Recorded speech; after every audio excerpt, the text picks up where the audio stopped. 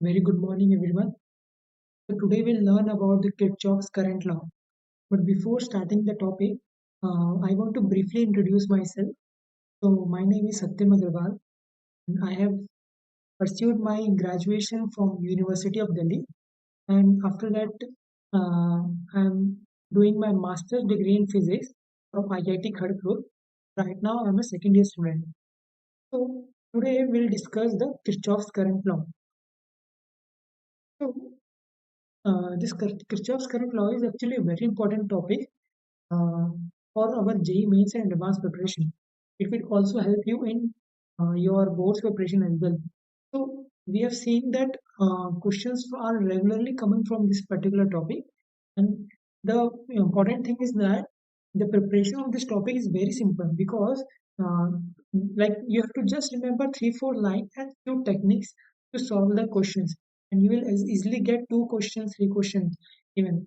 So I request you to just be with me for next 15 to 20 minutes, and I will make sure that you don't have to prepare anything else above my discussion. So let us start. So Kirchhoff's current rule. So people sometimes use the Kirchhoff's rule and sometimes junction rule. These are all same.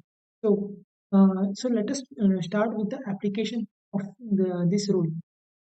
So the application of this rule is that it is used for the analysis of electric circuit. So you have already came across the series combination of resistors and parallel combination of resistors, and you saw the what is the net resistance. But in our real life, the things are not that simple. Like we have so many different arrangement, and for that we have to analyze. For analyzing the complex electrical circuits, we use this Kirchhoff's current law. So it helps us to determine the current and the voltage in the circuit. So let's suppose you have a resistance. So what is the current flowing through it and what is the voltage drop across the resistor? We can calculate using the Kirchhoff's current law. So there are basically Kirchhoff is given as the two rules, junction rule and loop rule. First, we'll discuss the junction rule. So junction rule says that the sum of the current into any junction is zero, or some people also explain in another way that the sum of the current directed towards the point in a circuit is equal to the sum of all the currents directed away from the point. The point is junction. So let us first see what is the junction. Junction is nothing but a point. Junction is nothing but a point, and where three or at least three or more than three wires comes and meet.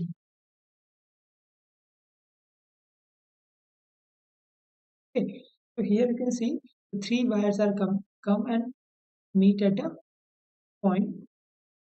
We can name this point as P. So the current, let's suppose the current is coming from I1 and the current is coming from I2. Let us suppose the current is going away from the point P or junction I. So this rule says that the summation of current into any junction is zero. So the summation of current is zero. So here the junction should be mentioned. Okay. So junction is the point where 3 or 4 points are meet, and the total current that is came to the junction is equal to the total current that went outside the point, the junction. Okay.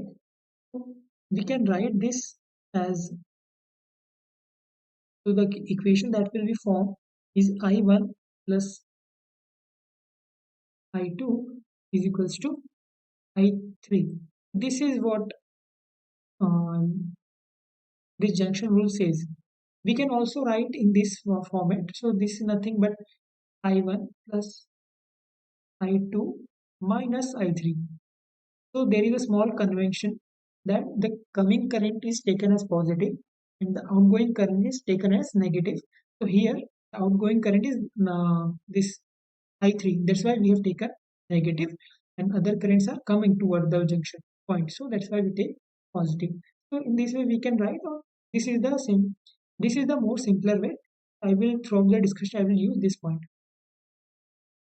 So let us understand what is the fundamental principle behind the first rule. So the fundamental principle is the conservation of the electric charge. We know that charge cannot be created or be destroyed. So um, let us suppose, as I have drawn earlier as well. Okay, so this is 3 and 1. Okay, so if current is coming I1 and I2 and I3. So if we take it as a 2 ampere or I2 as a 3 ampere, 3 as a, what will be I3? It will be simpler, huh? Very, very simple. So it will be 5 ampere. We know that. So this is happening. So actually, when the current comes from one point to junction, then there is accumulation of charge. Okay, current comes, so there is a positive charge here at the point. Similarly, when I2 comes, there is a more charge. That charge is actually moved away like through I3. So this is I3. That is why there should not be any accumulation at the junction. Let's suppose if I3 is, can I3 be 4 ampere? If I3 would have been 4 ampere, then we can say that there is a destruction of charge, but that is actually not possible. Or if I3 is, let's say, 6 ampere, can it happen? No, because then there is a creation of charge. That is also not, the charge cannot be created nor be destroyed. Neither be created nor be destroyed. So that is why the, so charge, we know now what is I. I is Q by T. So this cannot be, Q cannot be created. Okay. That is why the total sum, the current that is coming toward the junction is equal to the total current going away from the junction. Okay, this is the very first law. So I just want to just remember one line, that current coming is equal to current going. Okay. Now let's go to the second loop rule, that is loop rule. It says that the potential difference in any loop, including those associated with EMF, EMF means battery, or those of resistive elements like resistance you've already seen, must be zero. So let us understand this. So let us suppose there is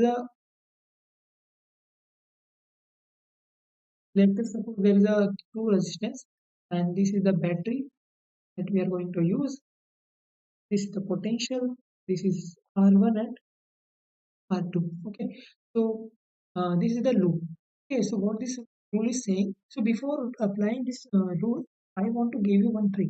So before, whenever you will see this kind of question, just mark the plus and minus sign so that we can apply this loop rule very easily. So you know this is the negative terminal, right?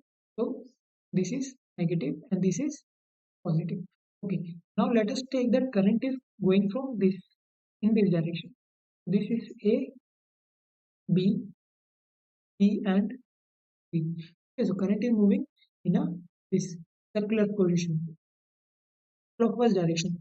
So here current will move from this to this side. So we know that the current flow from higher potential to lower potential. So here this is the higher potential, right?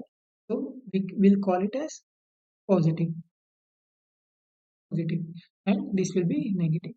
Similarly, current will flow in this direction.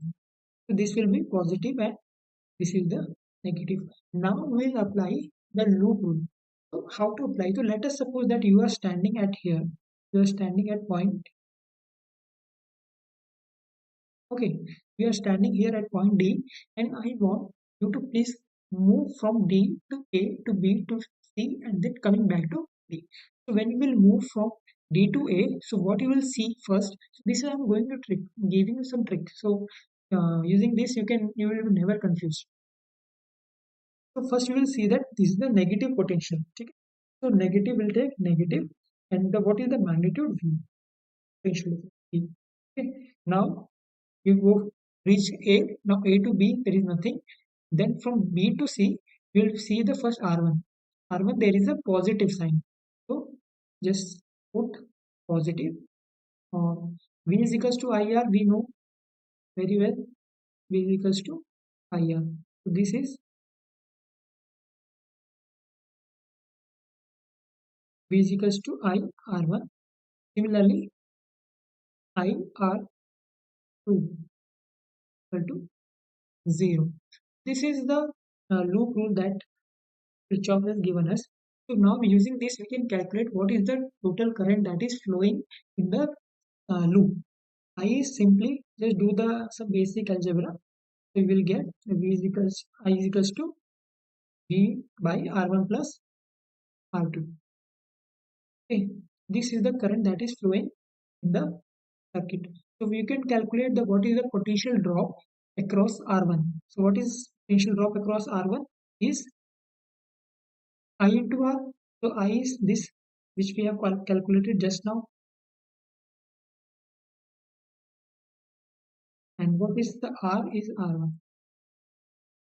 This is the potential drop across R1. Similarly, you can calculate the potential drop across R2 as well. So now again, let's see the fundamental principle. So what is the working principle?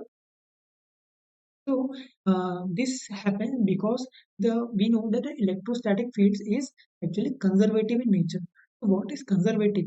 So you have already learned in class 11 that what is conservative. So let us take that this is the, let us suppose the electrostatic field. I'm sorry, this is not straight line. This must be straight line.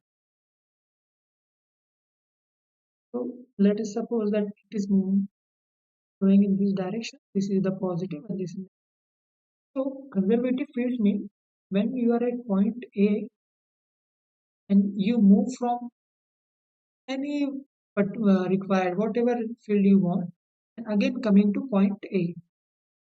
So there will be no change in the energy. No change in the energy.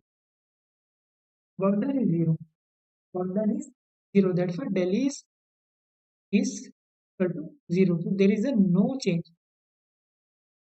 Okay. Similarly, if you see a loop, so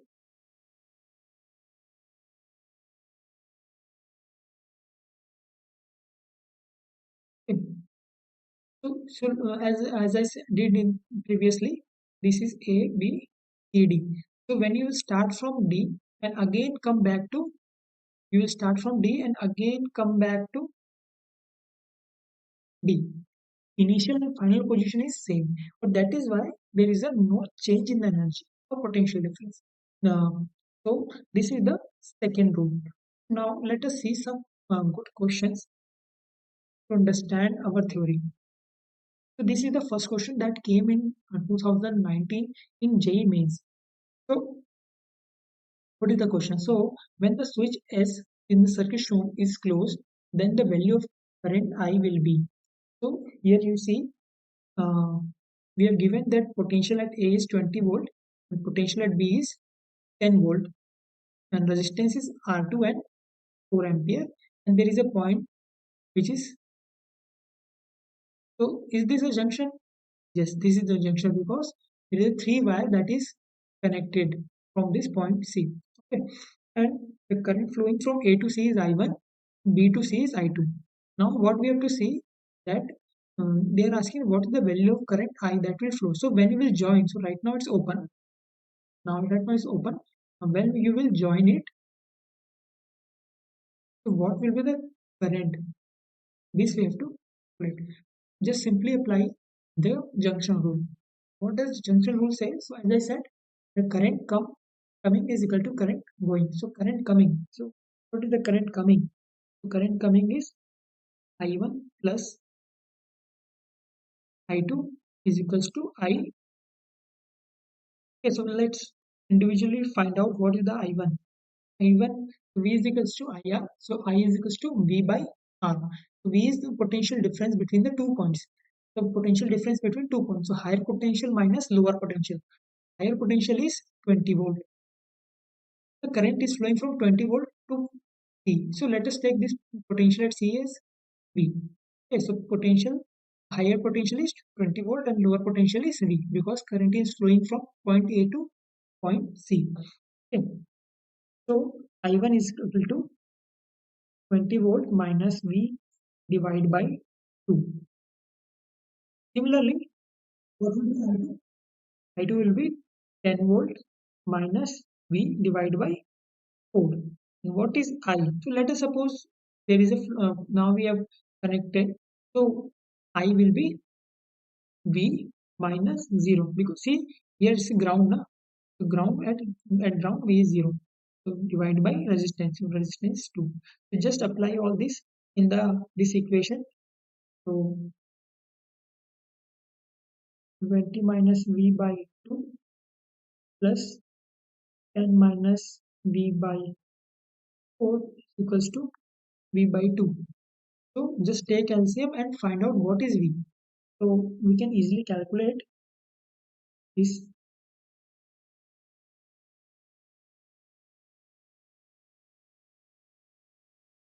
Okay, and just take this two V and V this side, the right side. We will get that V is equals to 10 volt.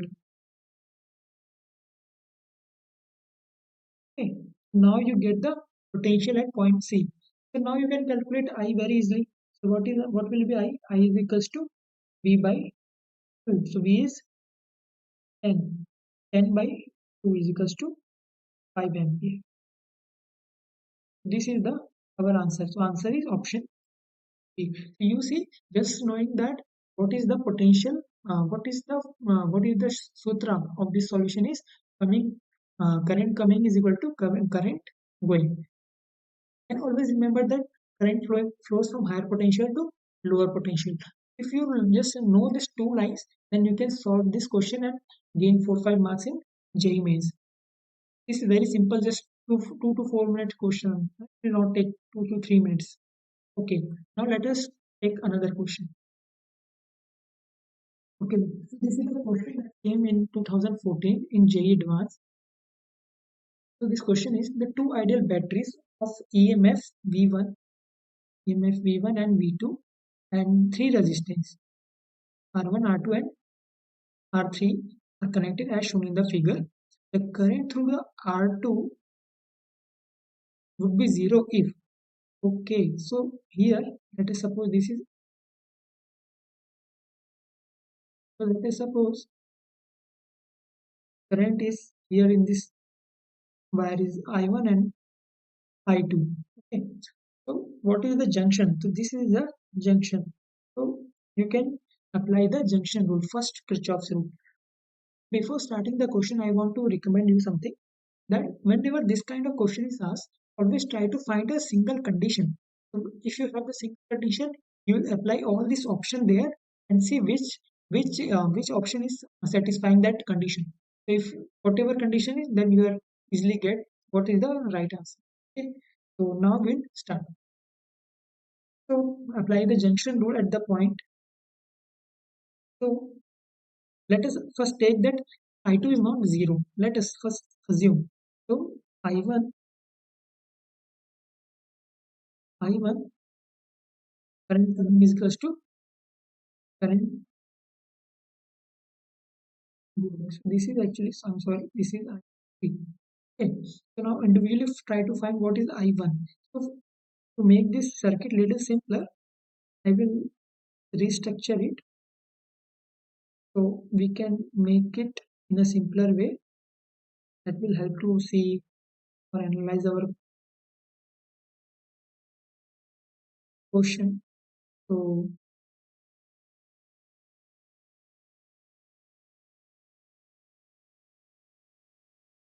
okay, so very good. So let us assume that at this point the potential is V. So this whole wire will have potential V right now because there is no potential drop. So at the whatever the potential is here, the same potential will be here and here. Okay, great. Now this is I1 and This is I2 and this is I3. Now before solving, just see here, I am giving one good basic trick that whenever this kind of question is asked, na, you just take this as ground. Just ground it. It will not make any difference in your answer. So just take this V as 0. Just assuming this, it will make your solution very easy. Okay, great. So now we'll apply the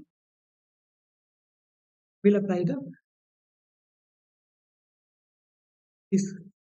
So what is I1? So I1 will be,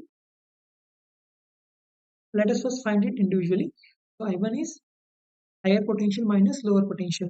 So higher potential is V1 because current is flowing from V1 to V2. Na? So V1 minus V divided by resistance. What is resistance? This is R1. R1. Similarly, you calculate I2. So higher potential minus lower potential by resistance. Resistance is R2 and this is R3. Okay. What is I3? I3 is higher potential minus lower potential. So what is higher potential here? This V. No? The current is flowing from this in this direction. So V minus of V2. Why I have taken minus of V2? Because see here this is minus, this is plus. Whatever comes first, you take that. Okay, so it will never make your answer wrong. So, and this is become easy to understand also. So this is minus V2 divided by what is the resistance? R3. R3. Okay. Now we'll just put all these three I1, I2 and I3 into the first equation. So now let us just put, so V1 minus V divided by R1 equal to V by R2 plus V plus V2 divided by R3. Okay, so this is the equation we get. Now let us solve it more. So let us do some algebra here. So the equation that we got is V1 minus V by R1 is equals to V by R2 plus V plus V2 by R3. So just separate V. So we'll separate V. So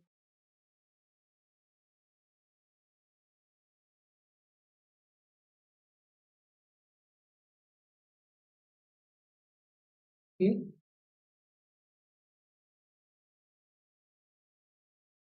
okay. So just will solve. So this is V1. So just take this V this side and V2 this side. So this is V2 by R3 V 1 by R1, 1 by R2 and 1 by R3. So now we can get V easily and V will be V minus R1 V2 by R3 divided by 1 by R1, 1 by R2 and 1 by R3. Okay, now just go to back slide. Now what is being asked, that if I2 is 0, so if I2 is 0, so if I2 is 0 then V will be 0. Okay, if I2 is equals to V by R, if I2 is 0 then V is also 0. We will simply put it here. When we'll put, and what we'll get, if we put it to 0 then V1 by R1 is equals to V2 by R3. This is the condition which I was talking about. Now you get this condition. Now you simply put all the options here and see what options are satisfying. So what is the condition? I am again writing V1 by R1 is equals to V2 by R3. Now let us check each option. So V1 by V2 is 1 and R1 by R3 is 1. So this option is right. Now V1 by V2 is 1 Okay, we can rewrite this also, and somebody is getting confused, then we can write this also. Okay, so V1 by V2 is 1 and R1 by R3. We can write it now. It's like R1 is equals to R3. Just don't see this. R1 by R3 is, so these are equal. So this option is also right. Now V1 by V2 is, V1 by V2 is 2 and 2R1 is equals to 3. So R1 by R2 is equals to 2. That's why this option is also, sorry, this is 1 by, okay. This option is actually wrong. Okay. Now option B, so V1 by V2 is right. So this option is also right. Answer is A, B and C. In the J advance is very important to check each and every option because there are single correct option and sometimes MSQ questions, multiple select. Okay, so this was my first presentation. I hope you have get this topic and thank you so much for hearing.